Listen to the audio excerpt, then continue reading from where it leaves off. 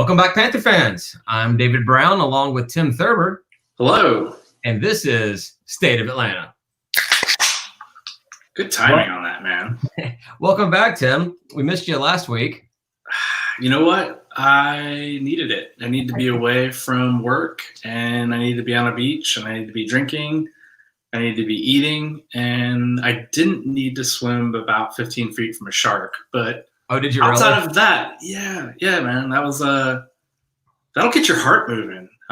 You're in the water, kind of deep out, and all of a sudden, I'm face down one side of the beach, and there's these other two people, probably about 20 feet from me, face the other way, and all of a sudden we see this fin come up and cruise toward the beach shoreline and go back down, and all four of us flip out. Yeah, how fast did you get back on the boat or whatever you guys were on? I dropped my beer, and my heart was pounding out of my chest, man. Like, that is not one thing.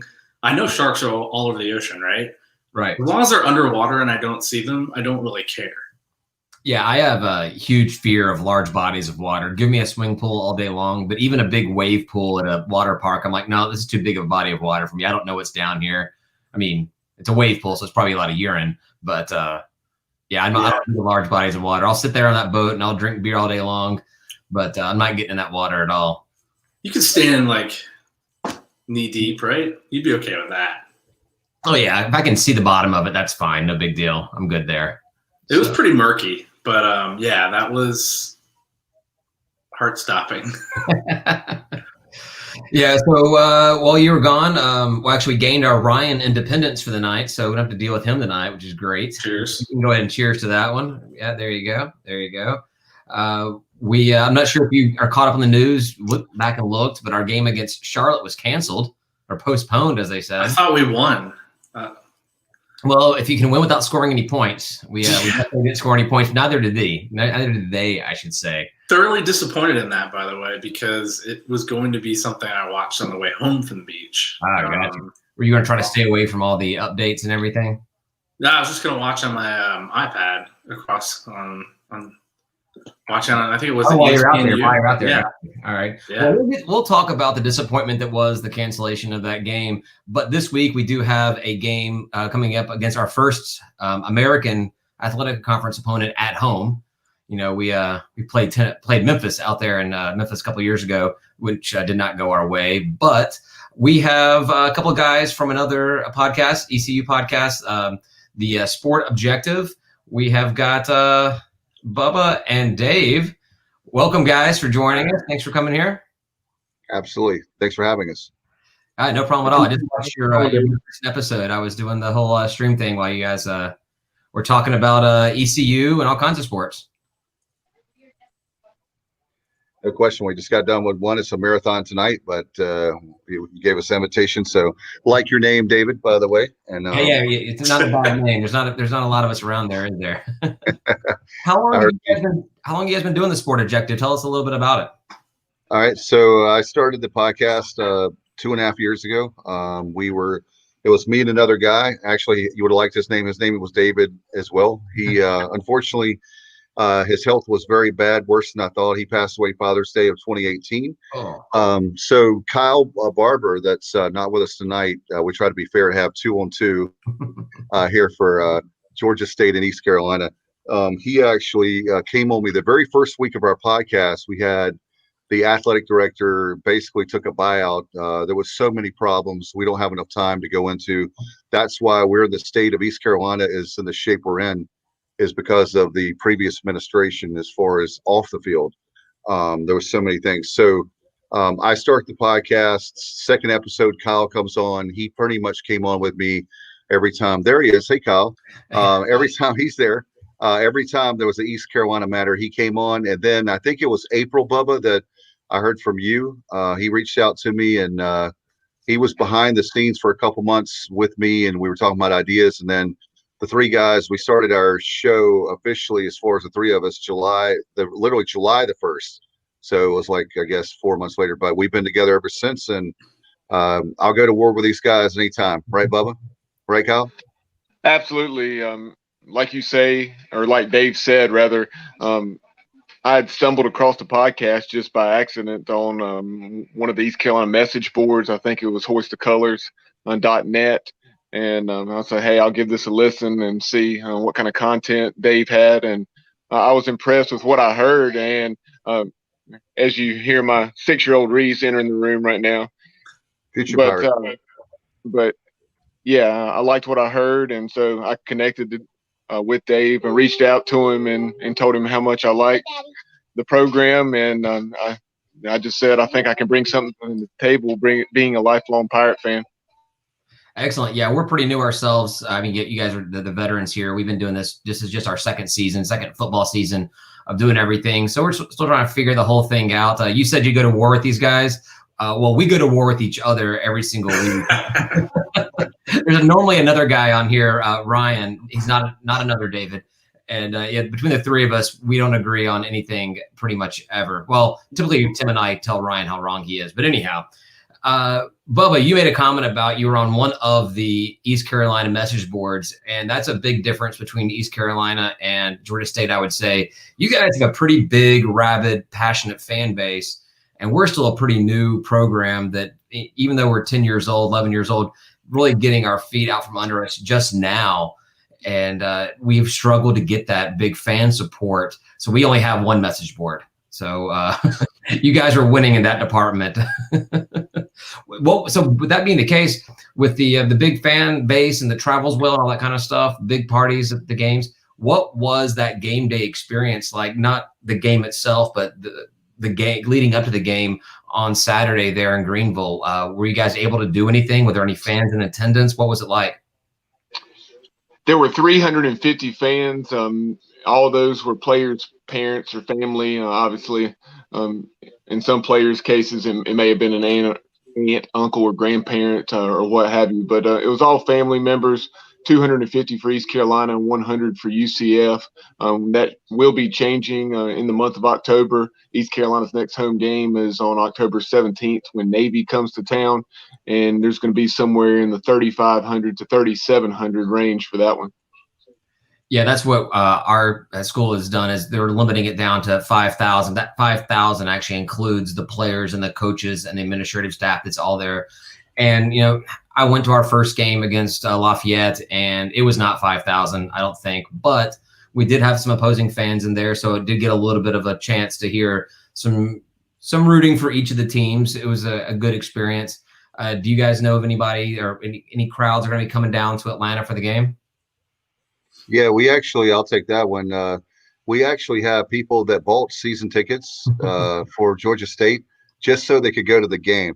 I know that for a fact. So I know that's happening. I don't know how many are doing that, but I do know that's the case. So you might have some Pirates, or I don't, maybe they won't come to all the games in the season, but they'll be come to the game on Saturday for sure as a season ticket holder. Well, tell them all to come find us and transfer all their tickets to the rest of the season to us. We can find some home to some Panther fans for them if they're not going to make it to the other games. Because I'll tell you what, there is not a big third-hand market for tickets or second-hand market for tickets for Georgia State games. And especially this year, too, obviously with only selling season tickets, it's been difficult. But there has been a little bit of a change, I guess, for any Georgia State fans or ECU fans out there that might be listening. They're doing a 4-game plan.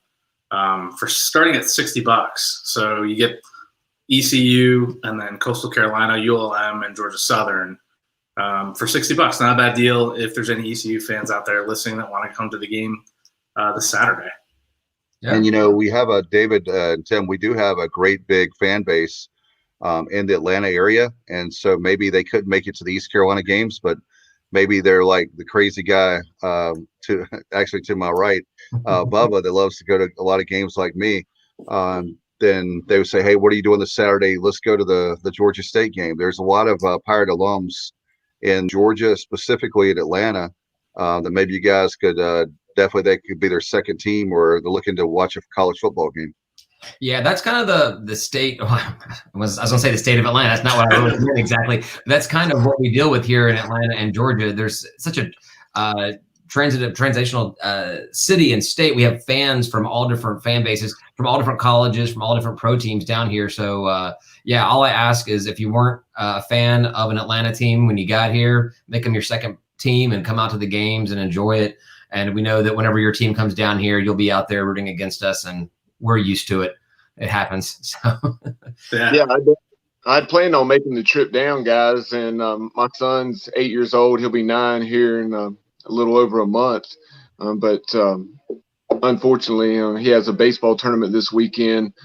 Obviously, looking forward to that. But it was heartbreaking that I couldn't make that trip down, because you can really get to Atlanta almost as quickly as Greenville. Not quite. It's about 3:15 to Greenville, and then probably a little between 4 and 4.5 to Atlanta. we were really excited when this game got put on the schedule, whatever it was, like 15, 20 years ago, because that's how football scheduling goes. Because of that fan base of East Carolina, we knew how passionate they were, and we were looking forward to having a big crowd of the opposing fan base in the stadium. We've historically played poorly in our home field, but we've always played really well on the road. So we felt like if we made it feel like a road game for the guys, we may actually play a lot better. I had a question as far as the guys. I know you mentioned, I heard your podcast a few days ago, but I think it was the very first one. I wanted to see what you guys did. But what was the transition like from, so like, for example, Conference USA, and now they're with us as a conference mate in the American. Tulane had to play in the Superdome, and then now they have their stadium on campus. What about you guys as far as you have played in, I guess the Mercedes, the Georgia Dome, but you played there, and then now you guys have your own. What was the guy to your right is a huge Atlanta Braves fan. That's how I know about this. Turner Field, which is now, is it Georgia State Stadium? Is that right? Am I getting that right? It was Georgia State Stadium up until just this offseason, where we finally got a named sponsor, and it's now the abbreviated version is the Center Park Stadium. It's Center Park Credit Union Stadium or something, but it's Center Park, the park, if you will. But I'll let Tim field this one as far as what it came like from moving on from the Georgia Dome onto our on-campus stadium. Yeah, I mean, obviously being the Georgia Dome, it was huge. Outside of a handful of games in the beginning that were great atmosphere, even with only the lower level being sold, as our seasons progressed and we didn't progress the direction we wanted to in wins, fans dwindled. It became pretty cavernous, I would say, which I can't imagine what Tulane was like. They probably had the same challenges down there in New Orleans. Except for their stadium sucks really bad. Right, except for that stadium is terrible. I will vouch for David on that one. That's not my favorite NFL stadium at all. But moving to Turner Field, definite, really good energy. They did a really great job, with reconstructing and making it from baseball to football. And it's got a really good vibe and atmosphere when we, fill the seats even higher than what we used to, even with lower numbers. I don't know. I think the sound just echoes pretty well in there, and the fan noise does carry pretty well, both from the home side and quote the away side, even though there is no away side, although there is this year. Yeah, the interesting thing about it, I think, is they did a great job of reconfiguring it, and because it basically goes along what was the left field line as the orientation of the field, and so we basically built out some seats into the right field lane. But you can tell it was a baseball stadium, but it has a very unique feel to it. I guess the only real problem is a lot of our fans prefer to have the club seats. So we fill up our second bowl better than we fill out our lower bowl. So it doesn't necessarily look as great on TV as it could, but it's been a great transition. There was no other place for us to play back before Atlanta, the Braves moved out of Turner Field. The Georgia Dome was the option. We could have gone to a different college, or we could have, upgraded a high school, but who wants to do that? So the only option was to play at Georgia Dome, and it was not expensive. It was very, very nice. It was a lot of fun, but there's nothing like having your own stadium on campus, because it effectively is on campus. Georgia State is right there. Students used to park at Turner Field to go to campus. So right. But I think we were originally looking at potentially raising the stadium and building kind of an erector set stadium, as some other schools have done. I'm glad we didn't go that direction. While our stadium was a baseball field, and before that an Olympic stadium, it has a lot of character to it, and I think it's what makes it kind of special. I agree. And it's got to help with guys. It's got to help with recruiting, right? Absolutely. Yeah, they did a great job with actually turning the locker room. I think it was actually the visitors locker room from the baseball team. That got turned into a completely renovated, modernized, awesome looking locker room for the players. And they have access to be able to come straight from the field, from the old dugout stairs. But then obviously for games, they come out the corner and rush the field like, everyone else does. But they get to save a few steps on days that they're practicing and just walk right out the field there on the dugout. So you guys have played a game. We've played a game. We both came out on the same end of that the win-loss record there. You guys had a tough one. UCF is not an easy team to play. And going into the season, I did some research on the preseason expectations. And from what I can tell, ECU was I don't want to say dark horse, but was in talk of contending for the AAC championship or playing for it. But guys, the ball definitely did not bounce y'all's way this past week. What do you think happened that the score was at 51-28? So it looked like you guys got out to a quick start, got the first touchdown, and then things got a little crazy for a while, and then UCF just kind of ran away with it until you guys made a late fourth quarter effort, but obviously just, unfortunately not enough for you. What happened in that game? Well, for us, I would say I'll start off, and then Bubba, if you want to piggyback. Basically, we had 3 turnovers. We fumbled the football, so we had 3 turnovers there in the first half. And anytime you're playing a game like UCF, you just can't. You got to protect the football anyway, but especially against them. We only gave up 3 points. We gave up a field goal off of those 3 turnovers, but yet that was opportunities that we didn't have on the offensive side of the ball. And up until, like I was talking about on our show earlier, we had up until the 4:58 mark and left in the first half, the second quarter, we were in that ball game. And then they scored a touchdown. And then right before halftime, they scored a touchdown. And Bubba, I'll let you pick up on the second half. It was like 2 quick scores. And like you said on our show, it goes from like 13-7 to 41-7, right, Bubba? Yeah, David, you talk about the fast start, 9 plays, 75 yards, and went right down the field. You could not have scripted a better start offensively. And then kind of like Dave was saying there late in the first half when it was 13-7, we had a bust in the secondary, blown coverage, and that resulted in a touchdown. Then they also had that touchdown late in the first half that he already mentioned. And then in the first, let's see, almost exactly 5 minutes of the second half, UCF punches in 2 more. All of a sudden, it went from 13-7 to 41-7 in literally less than 10 minutes off the clock. So that kind of that heartbreaker kind of kills or builds the momentum for them, kind of kills the momentum for you guys. And it's I was watching the score of that game. I was personally watching our conference mates battle it out. So I didn't get a chance to watch y'all's game at the same time. But, looking at the East Carolina last season, looking forward to this one, that quarterback of yours, Holton, what's his last name? Yeah, he seems like a stud, just an absolute stud, putting up the article I was reading said that after the bye week last season, he was putting up 500-something yards, 21 touchdowns or something like that. So he's if he could get some protection around him, that's a guy that we've got to look out for coming up this Saturday. Yeah, he's the guy. He grew up in an East Carolina family. He comes from a long line of Pirates. Played right there in Greenville at D.H. Conley High School. Our previous regime, Coach Scotty Montgomery, was able to keep him at home. And NC State was after him extremely hard. Georgia came in on him late. Kirby Smart and company offered him, but he wanted to be a Pirate, and we're very happy that he did. And Holton, he's continued to progress. He is a dual threat. His biggest thing right now that he needs to improve is his accuracy, and I'm sure he'd probably be the first to tell you that. Really felt like that was coming along late last season. Wasn't where it needed to be in game 1, so we'll see moving forward. But Holton Ahlers, he's not only a tremendous football player, but he's exactly what you want from one of your best football players in that he brings all those intangibles, has that it factor, and really brings all those things to the locker room and to the practice field, etc. that you want from your quarterback or one of your top players.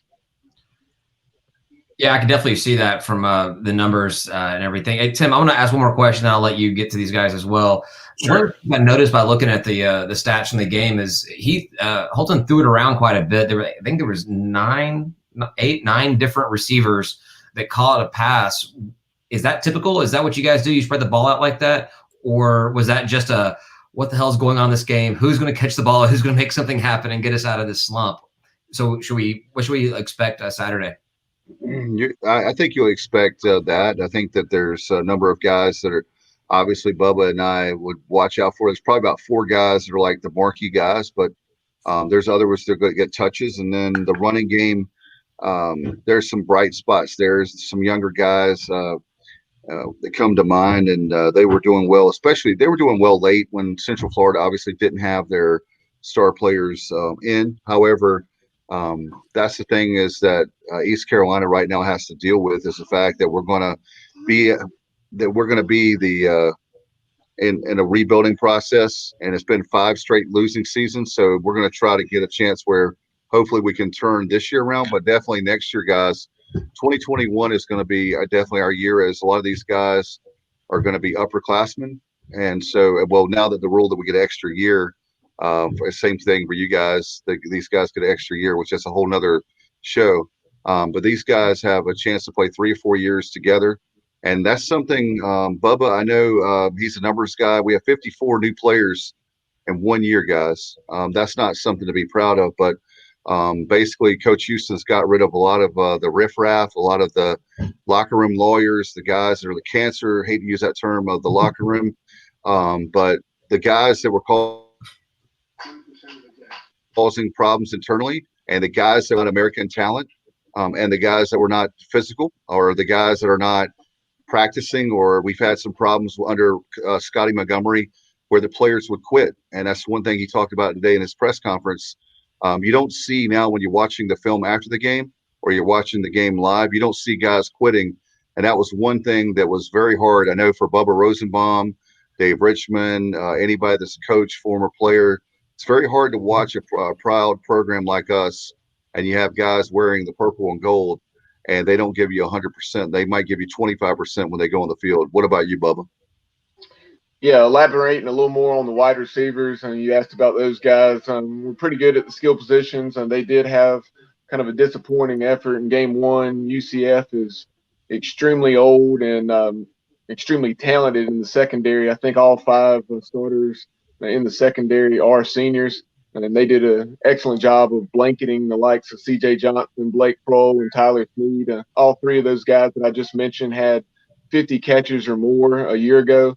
You also have a guy like Audio Matosho. He's a UCLA transfer prior to last season, and he was coming in at the last minute, came in extremely out of shape. Audie had a tremendous offseason, and he's someone to really keep an eye on. He had 3 catches for 56 yards against UCF. He's out of Plano, Texas, and has nice size, nice speed, is a real deep threat. At running back, last year we were tremendously thin. This year in that room, Coach Houston has really bragged on them throughout camp, and was pleased with how they performed in game 1. He talked about Keaton Mitchell, who's actually a Georgia native, and Raji Harris, who's out of South Carolina. Both of them are true freshmen. He was saying that the stage was not too big for them in game 1. The biggest thing that they have to improve on is not those 2 guys, but just the running back room in general is hanging on to the football. We fumbled it at least 4 or 5 times, and I think lost 3 of them against UCF. So Keaton Mitchell's more of a speed guy, had 8 carries for 66 yards against the Knights, also some catches out of the backfield. And then Darius Penix and Raji Harris are bigger backs. And Harris probably has a little bit more speed than Penix, but both of them run fairly well. But those are guys that you're going to be more likely to see in short yardage situations. And you also have Chase Hayden, who's an Arkansas grad transfer. Yeah, there's probably going to be 4 running backs you'll see on Saturday. If I had there's more in the room, but those 4, as Bubba mentioned, are probably the ones that get the touches. Yeah, that's what I was looking at in the stats from the game against UCF. There was 4 or 5 guys that got several carries, not just 1 or 2, several carries. So, hey Tim, what you got, man? Yeah, so I think we're all in the conference, not conference USA, in the Sun Belt. We're jealous of where you guys are at in the American. Obviously, you guys made that move, I think, in 2014. How did that transition go? Like, how did you guys? What was the biggest thing that got you guys over the hump to get into the American from Conference USA?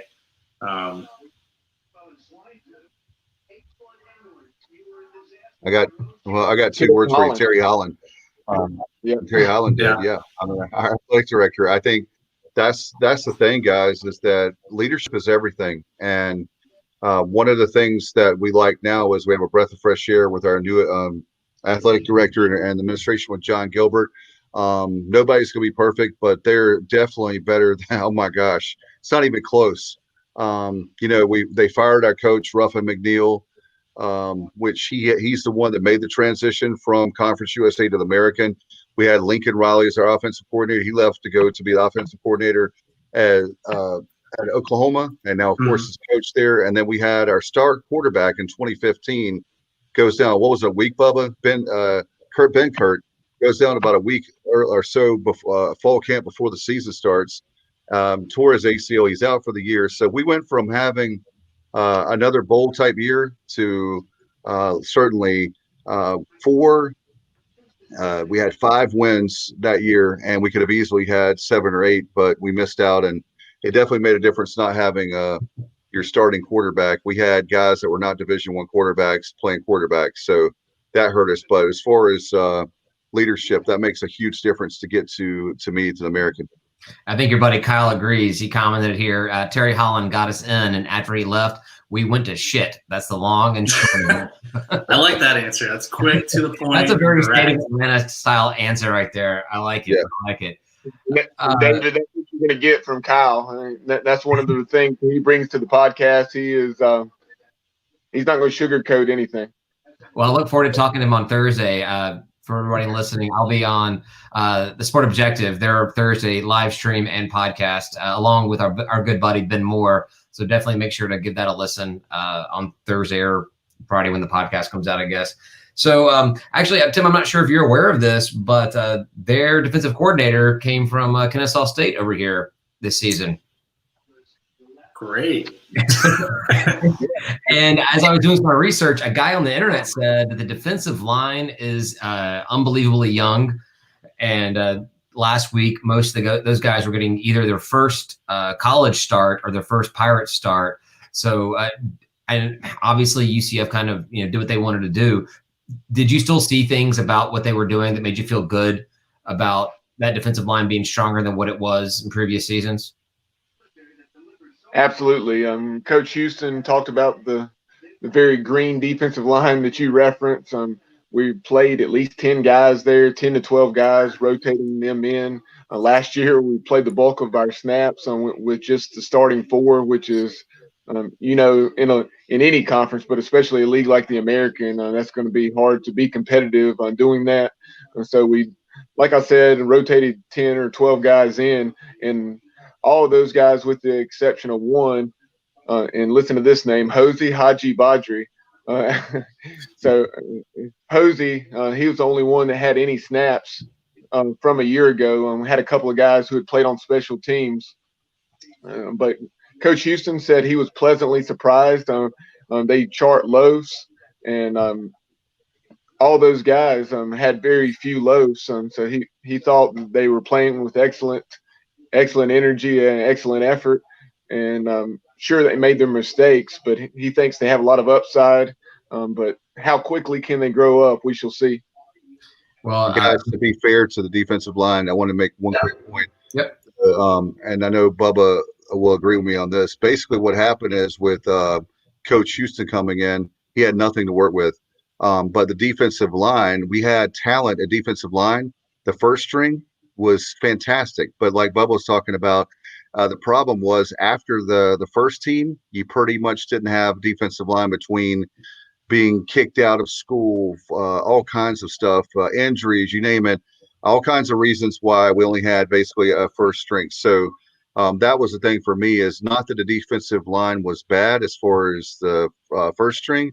It was just a matter of there was nothing behind it. And that's a common theme. That's why you have 54 new players this year. We didn't have the depth. We didn't have we could do a whole show on the depth chart about how many players are left from, such and such an era, and you would be shocked. So that's one thing that the transition for this team has been big time for us. So Kyle's chiming in again. I guess we should have had Kyle come on the show as well. I didn't want to get outnumbered on my own show here, but and he corrected his spelling in the further comment. But your head coach Sean Elliott wanted our job, but our pathetic athletic director at the time, Jeff Comfer, hired Scott Montgomery instead. Yeah, I'm sure Coach Elliott probably did want a job inside the state of North Carolina. That's where all the kids he gets, or I guess North Carolina, South Carolina. We seem to have a lot of kids coming from the Carolinas. So he still kind of recruits as if he had gone to East Carolina. But we like Coach Elliott. He's a good guy, just a good football coach, good guy type thing. And he's an offensive line guy. So if that defensive line is a little green, maybe we have an edge in that aspect of the game this week. I don't want to keep you guys too long, but I did have one question I want to make sure to ask you guys was going into this season, we all had our expectations. I'm sure you went through the schedule and put your W's and your L's in your pencil, which games you thought you were going to win and you were going to lose. Has your expectation about the competition of this game changed after your one game, our one? I mean, it's just a weird season, but how do you feel about the competition in this game coming up on Saturday? We better bring the game, otherwise we'll lose. I think there are some East Carolina fans, just to be honest, they're living on what took place several years ago. The reality is that the last 4 years, I guess 5 years to be honest, and going back to the final year of the Ruff and McNeil era when we won 5 games, but we're much more competitive, and then 3 wins, 4 wins. There's no reason we should be taking anybody for granted, much less Georgia State. You guys last year, yes, it was an up and down season, but if you can go to Tennessee and win, why would any of our fans think we can't lose this weekend is beyond me. I mean, we're the ones a couple years ago, and this really is irrelevant. But we lost to North Carolina A&T at home, and they're a solid FCS program. But Georgia State, Coach Elliott's done a tremendous job on taking y'all to 2 bowl games in the last 3 years, and puts a very competitive product on the field, as we saw against Louisiana. So if we don't bring our A game on Saturday, we'll lose. Yeah, we definitely feel that way. I think that most people are wondering that very fact is that where are these people been that they want to, if they ever want to question Georgia State, because you may not have the marquee name because you're pretty much a brand new program, but those of us that follow East Carolina, those of us that follow college football, we know what you've done and we know your resume. Just like Bubba said, I'm glad you said that, Bubba, about Tennessee. Sean Elliott's a great coach. I think what you guys are doing, and I think you have an advantage because you have in Atlanta a great hotbed of high school football. And I know you have Georgia and Georgia State, and things are crowded in there with SEC country and all that. But I think there's something to be said for the program. And I think that Kyle, myself, and Bubba have all 3 of us have a lot of respect for the program. And I think anybody that follows college football would know that you guys deserve respect. And like Bubba said, it doesn't matter if it's Podunk State. We shouldn't take anybody for granted right now. Well, I'll tell you what, man. Whenever we lose a game, I'm gonna have you guys come on here and just tell me how good we are all over again, because that feels good. I like that feeling. Yeah, I was gonna say that. It's interesting you guys talking about your last few seasons. You have very consistent losing seasons. We like to do something a little different, where we like to win 7 games and then win 2, and then win 7 games and then win 3. So we're hoping this is the year that Elliott takes us out of that repetition and we win 6 or 7 games this year. At least from my perspective, I hope we're out of that, because I don't like the up and down seasons that we have. It has been up and down. The past 6 years has literally been barely win a game, go to a bowl game. Barely win a game, go to a bowl game. So we went to a bowl game last year. We're really hoping to not barely win a game this year. Vegas doesn't seem to have any clue what's going to happen with this game. The line on it has been anywhere from 1 to 3 points in Georgia State's favor. And I think I even saw one thing that said it moved to a point in ECU's favor just here within the past couple of hours. But the one thing I think is interesting is the over-under's 70 points. So I think we're going to see another good offensive game.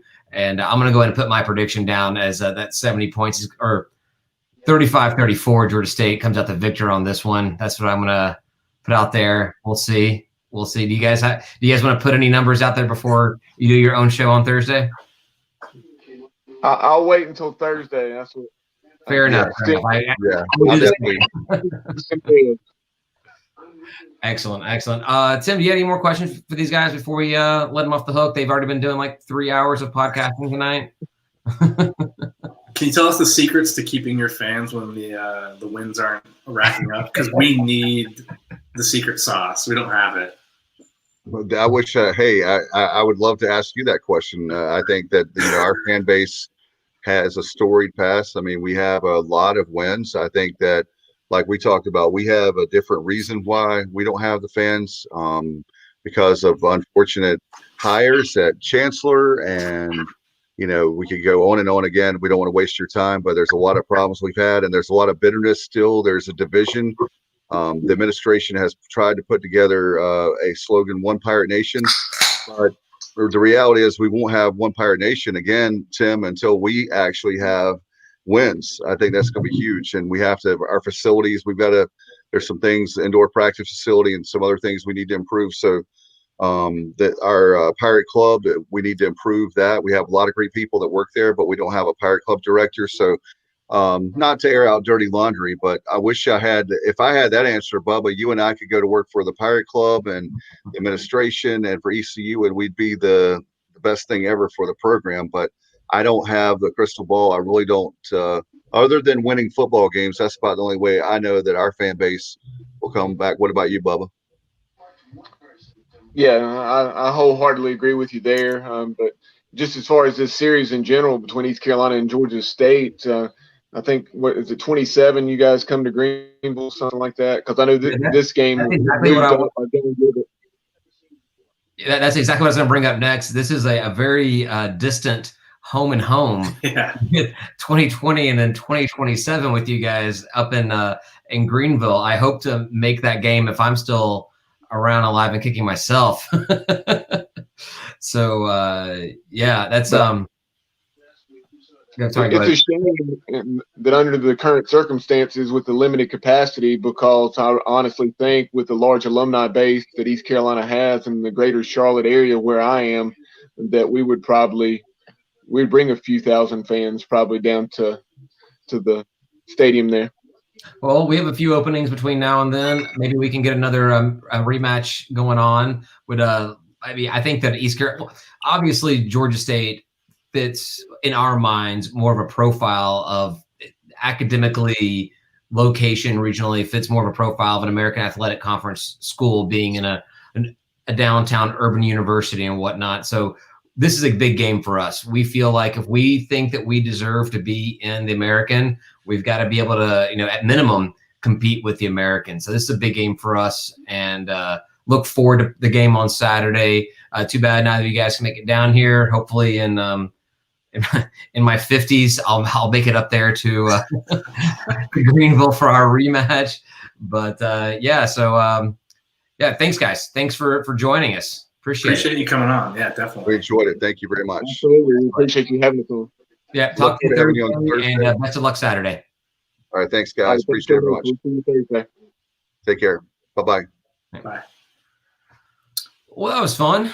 Yeah, I think they average 30K plus fans a game. I will take that number any day for Georgia State. Yeah, we report half that, and I would take that half as well. No, they have a good. They kind of downplayed their fan base, but we all know that those Pirate fans are rabid and crazy. I guess we'd probably do the same thing. If we have 30,000, we want 45, right? Right. I get it, but they have a really solid fan base that follows them. I mean, I just looked last season up, and they averaged 30K with their 3 or 4 wins. That's solid. Can you imagine the park with 30,000 fans in it every single game? Where did we put all those people? We only see 25. We got to open up the standing room only deck. People got to bring their cord cutters and start cutting those tarps off the top, I guess, right? Just open a couple sections up, little slivers. We'll sell some general admission tickets and have them over there in the University Club or whatever it's called, watching from the rafters, watching from the what was it called, the state grill. Way out there. Yeah. That'd be fun.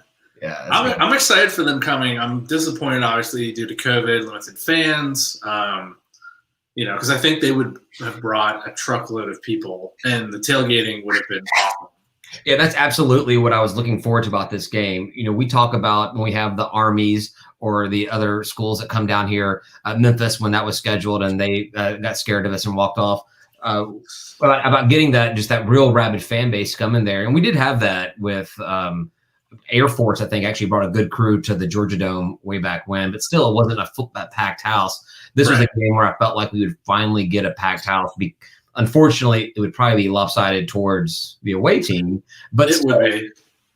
I like the excitement, especially if we can beat them when they're in here at our home. So kind of like Army, right? That's a bummer. Exactly. That's a bummer there, but can you believe that we were actually favored against an American athletic team? I was going to say it in front of them, and I was like, if you asked me before the season started, would we be favored to beat East Carolina? I would have said absolutely not. Right. Yeah, I was looking forward to this game. It's probably the one that was on the schedule I was most excited about before everything, went to crap, just because of, one, the fan base showing up here, but because of a game that, yeah, I'm nervous about the competition. But if we could win that game, that's a big win. It's not a Tennessee win. It would not have been like a win against Lafayette, but it's a big win. Like I was talking to the guys at the end. If we want to be in the American, we got to compete with the American. We did not do that when we played Memphis, but we can do that against ECU this Saturday. And I do like our chances from what I saw against Lafayette and what I saw these guys play against UCF. Now, granted, UCF is a far better team. Oh, right. But they've got one game. We've got one game. I think we looked better in our one game than they looked in theirs. I thought we looked – I know I was on the podcast last week because I was intoxicated, but I thought we looked pretty good against Louisiana Lala. It was back and forth. I think, Quad, obviously, his first real game, right? Like, it's him start to finish. There were some rough edges here and there, but I think overall he did a pretty good job managing the entire game. And, we had chances to win against the number 19 team in the nation for that week, for 2 weeks or something. I don't know. I'm sure you're going to talk about that. I tell you what, I would have felt a lot better about this game had we had the chance to play Charlotte last week. And obviously, if we would have come home with the win in that one. So we mentioned it a little bit before we got started talking to the sports objectives at Dave and to Bubba. So yeah, looking forward to this game all week long. Last week, Friday, I think I even had both kids in bed asleep already, and I may be making that up. I think you're making that up. Yeah, I'm making that up because it came out like at 5:00, right? Anyhow, we get the news that the game has been postponed, and the press release that came out was a little confusing. It said that we postponed it out of caution, but it didn't say we postponed it out of our caution of our own team, just out of caution. An abundance of caution. Abundance of caution. There we go. Abundance of caution. That's our episode title. Remember that because I'll forget it. Abundance of caution. But I'm like, all right, well, Charlotte had to cancel a game last week against UNC. Are we just not wanting to catch the Coro from the 49ers? I mean, that's kind of a weak excuse for us to cancel a game.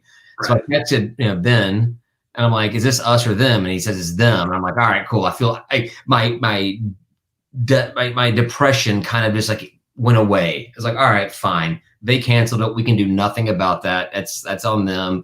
And then like seconds later, he's texting me, nope, it's us. And that depression went from depression to straight rage. I was so mad. I was so livid that we had done something wrong to make this happen. I mean, I was just in a bad mood, bad mood. My wife's watching right now, and she can attest that I I held it in. I think I held it in.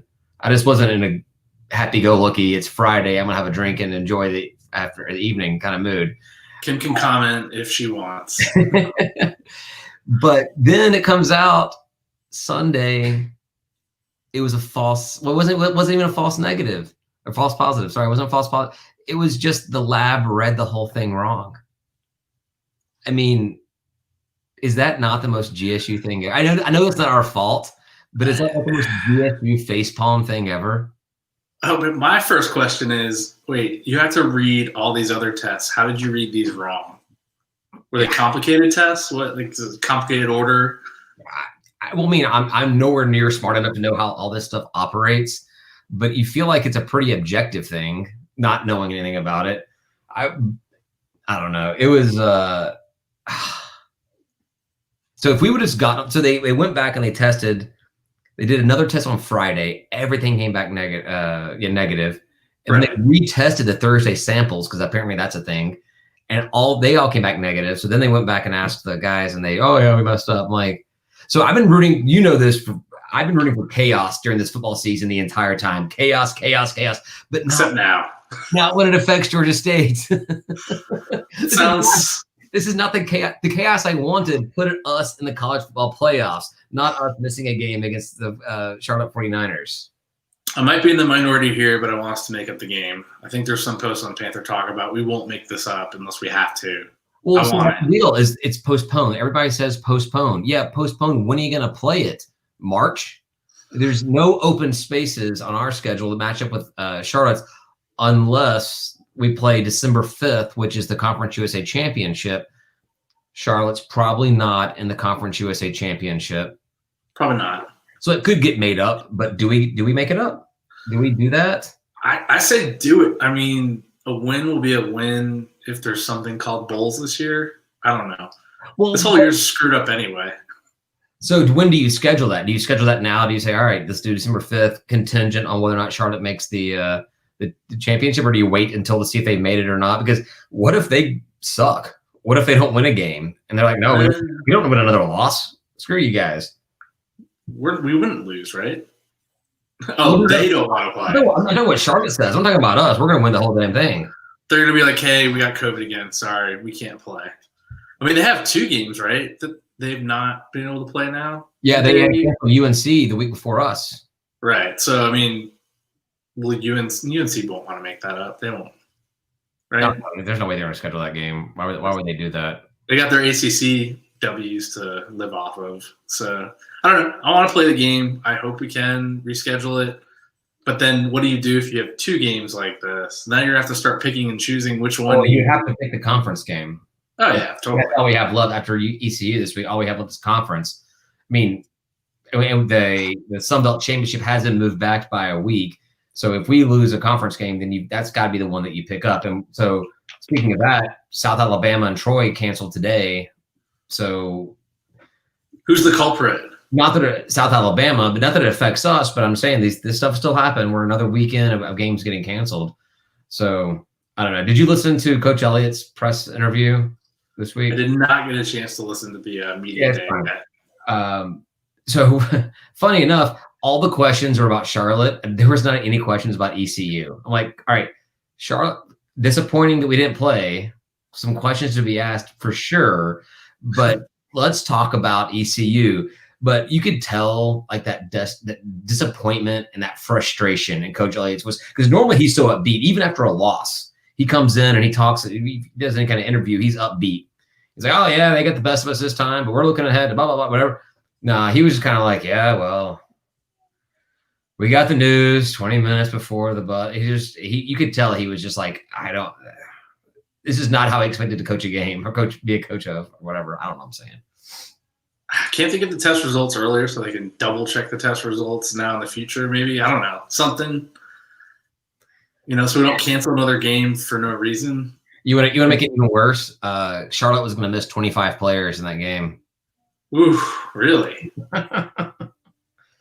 Yeah. They were probably happy the game was postponed.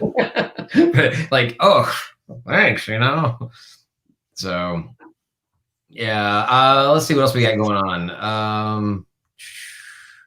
So I guess one of the biggest things that came out news-wise, roster-wise, is our backup quarterback is now an inside linebacker. Interesting, right? You now have less quarterback choices if Quad should get injured for some weird unknown reason. I mean, I guess technically, so I'm talking about Jamil Muhammad, who was the transfer from Vanderbilt that we were all very high on coming in to compete for the starting job. And I guess we kind of all thought the job was his just because of that transfer. And Quad, with his experience, beat him out. And in my opinion, Quad showed out that he was definitely capable of leading this offense. I'm totally okay with Quad being the starting quarterback.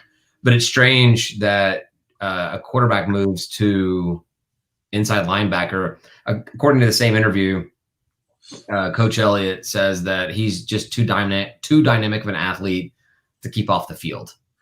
I mean, maybe he just wants to play. He doesn't want to stay on the sidelines. That's exactly it. He wants to play. And he saw his chances were incredibly limited. But that means that our COVID case, Michele Colasurdo, who was off the team and back on the team, is number 2. QB2. So, I mean, I guess it's working out for everybody, right? Kind of, right? Thank you, COVID? No? I don't know. So does the transfer also get another year? From what I understand is everyone gets a year. Basically, they're not charging eligibility for this year, so like everybody gets it's a social. Everybody plays. Oh. So what happens next year then? Does he try to compete for the quarterback position again, or? It's a good question. I never thought about that. Yeah. Huh. But I would assume. I mean, if the season goes well, if Quad does well, it's going to be his team next year as well. So. Right. That was we knew we had 3 freshman quarterbacks. Was it 3 or 4 coming into the season? So 4, yeah. Yeah, we have trouble getting one quarterback to be here for 4 years or even 3 years, and now we have 4 guys that are all freshmen at the same time. Like, I guess we could have Quad for 5 years. Yeah, it would be 5 years, right? Because he didn't burn. Thanks, he'll be like 30 before he graduates and leaves here.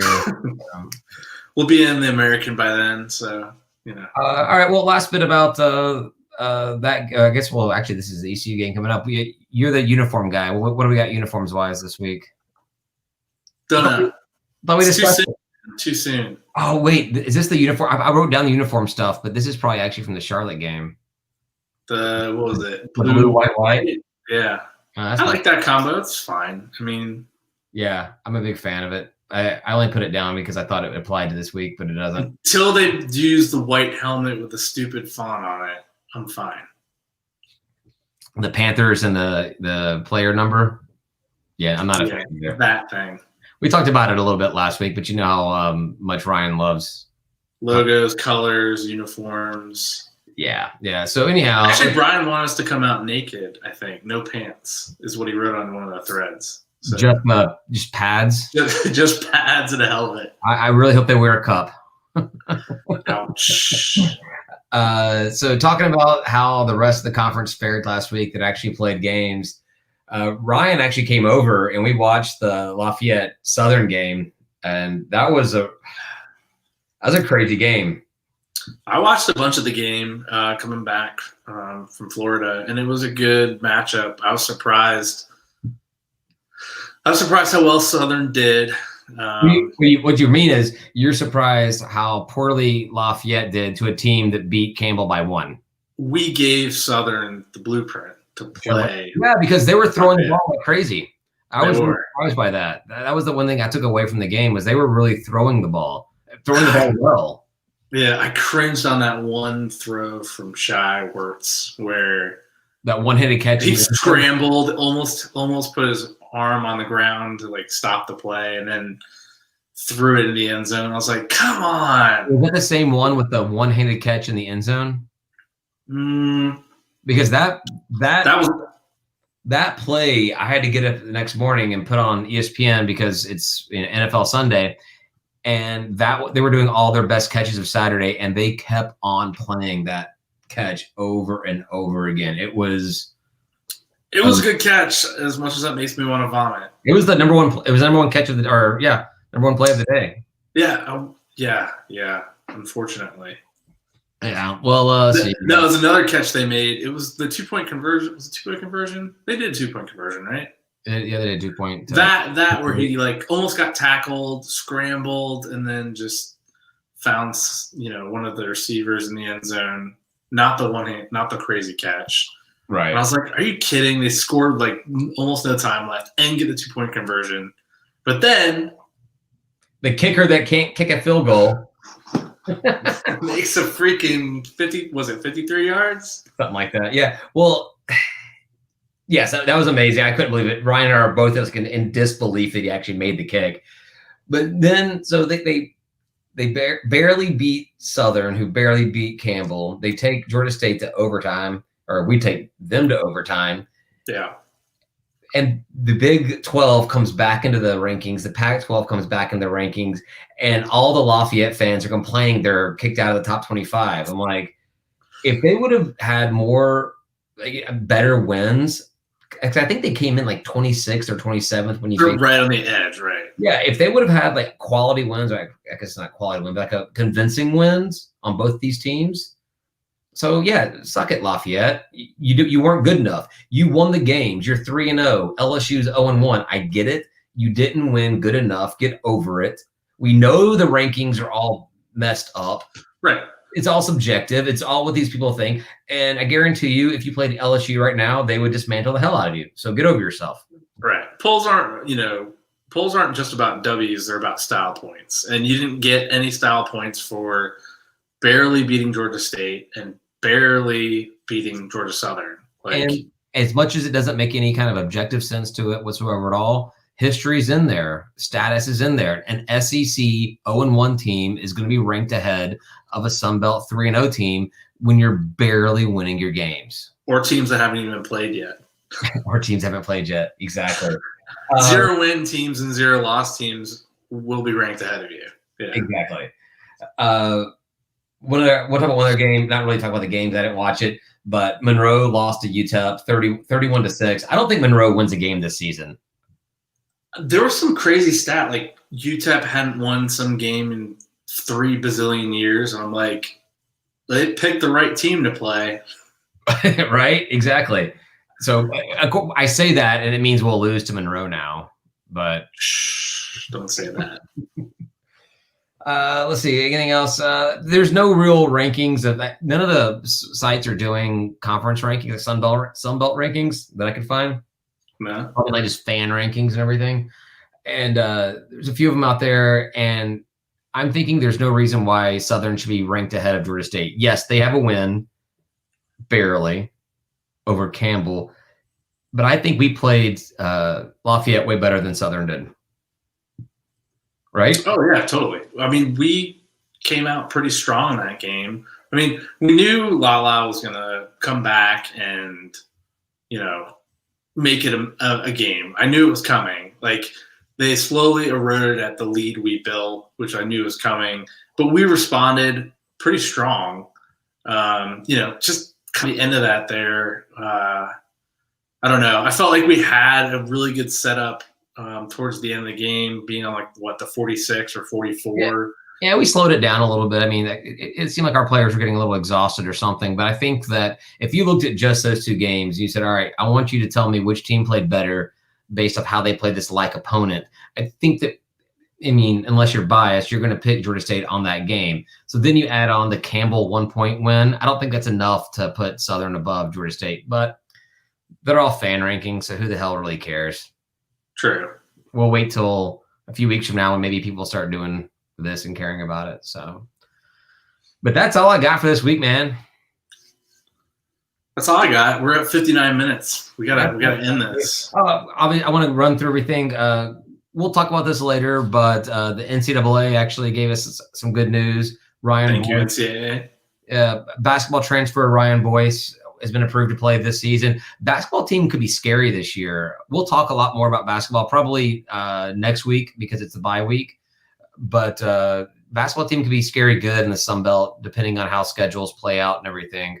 So I'm excited about that. Other sports, men's soccer beat South Carolina 3-1. Undefeated, right? They're undefeated this year. Men's soccer is 2-0. Yeah, just 2 games. I think it's Mercer and South Carolina. Women's soccer beat Georgia Southern 1-0, played at Center Park Stadium, which is pretty cool. You sent me You sent me a picture of the layout. It's a little hard to see the lines and everything. But when they got the benefit of being there at Center Park, and when they won, they got to do the light it blue stuff. They got the train horn. They got the whole deal. It's pretty good for them. I like it. They should just play there all the time. Screw the whole facility they're building. Just kidding. No, we want the facility. I mean, is that a bad thing? Is it a bad thing for college to play their soccer games on a football field? I don't think it matters so much. Obviously, maybe the next time we refresh the turf, take a lot of the lines off so it doesn't look so busy and then hard to figure out where the hell all the lines are. And the numbers and everything. Yeah, exactly. Yeah. But let's see what else we got. So that was volleyball had a bad week against Troy. This week coming up, men's soccer plays at hosts UAB on Wednesday, hosts Southern on Sunday, and then while we record, they play Mercer on Tuesday next week. Volleyball hosts Southern. Man, a lot of Southern crap. Everybody, wear your masks and stay home because Georgia Southern's coming to town. And then women's soccer's got Troy and South Alabama, and then women's cross country has a meet at Jacksonville State Gamecocks. So, yeah. Good job, other sports. Yes, exactly. All right. Well, that's all I got. We'll do a little last call action. Thanks, everybody, for listening. I appreciate it. Good times. Hopefully we'll see you out at the game on Saturday. I'm hoping that Woods Chapel opens a little early again. I plan on grabbing a drink there before heading into the stadium. Otherwise, go Panthers, and we'll see you. Talk to you next week. Thanks. Good night. I almost hit the wrong